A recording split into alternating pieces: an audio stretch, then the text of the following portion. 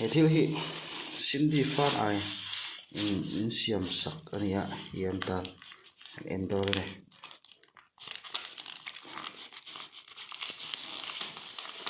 na tuam uluk ma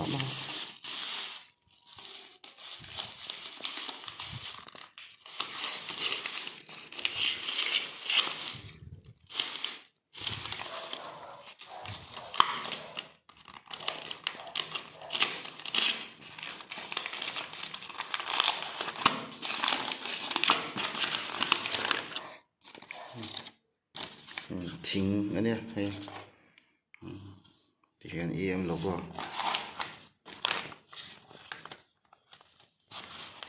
thiang khóc mày